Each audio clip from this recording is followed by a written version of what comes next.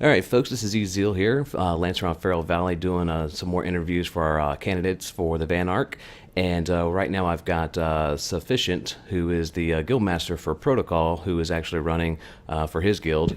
And just wanted to get together with him and kind of do a quick interview, kind of give him an opportunity to introduce himself and also his platform for Vanarch. So go ahead and kick off. Tell us a little bit about Protocol. How many guild members do you guys actually have? Yeah, well, we've got in guild total 62 right now, but I mean, it changes all the time. We've got maybe 35 60s at the moment, and about 15 friends who are, busier and slower leveling. They're generally in the 45 to 55 range, and then we've got about 10 alts. Okay. Yeah. Cool deal. So now, as far as with the candidacy, have you actually already filed for the candidacy? Yeah, the moment the signups came up, and once I realized you can't see any other registrars, I just went ahead and signed us up. We signed up for Habir in Lorcata. Okay, that's It's actually next to Kayator. cool. Cool. That was actually my Their next primary. question. I was going to try to ask you where the province was you guys were filing for. So good deal. Yeah. So tell us a little bit about like yourself and kind of like your gaming experience and how long you've been playing Terra. Right, well, Protocol's been around for a couple of years now. We actually started out in a game called Global Agenda. That was more of a semi-indie game based only off of Steam. It's a third-person MMO FPS, so we kind of had the large group sort of setup already going, very similar to our setup now as far as our template for running the guild. From there, we played a lot of different games, MMOs, FPSs, everything. We played competitive Counter-Strike and Black Ops, as well as MMOs like Star Wars and Ion, everything in between. Currently, in Terra, we have only about a tenth of the original community of Protocol. The majority, if not almost all, of our members are picked up on Terra. We have been playing. I started with a few of those core members in the closed betas, and we started recruiting in open beta. Cool deal. Awesome. So you guys have been around since closed beta 1 pretty much then, huh? Right, yeah, our core members, mainly our officers and I, have been around since then, and after that we started recruiting in open beta just about anyone, and more recently we started limiting it to just 60s. Okay, I got you. Good deal. So now the other thing too. So you guys you play mostly a bunch of FPSs. So how are you guys like in Terra in the combat modes? Right, yeah, that's actually a large reason that we were drawn to the game is aiming and player skill is a much bigger factor. It's not tab target. That's actually why I went Archer, it's just I love to aim. I think I share that with a lot of the other Protocol members. And for that same reason, we really enjoy PvP. I don't know if anybody in the servers noticed, but we spend most of our time doing GVGs, trying to get those big group fights in. I think Terra is a great balance of MMO and FPS for any FPS lovers.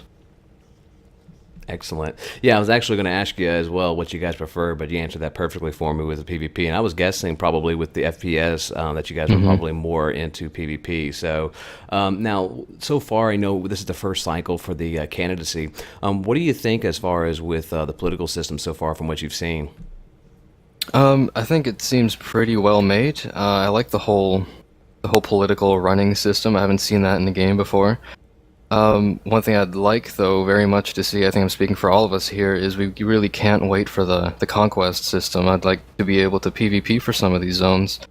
I mean, because, not all guilds have a large political base and a lot of allies to vote for them. We want to have the option of putting together a sound PvP team and, taking these places by force.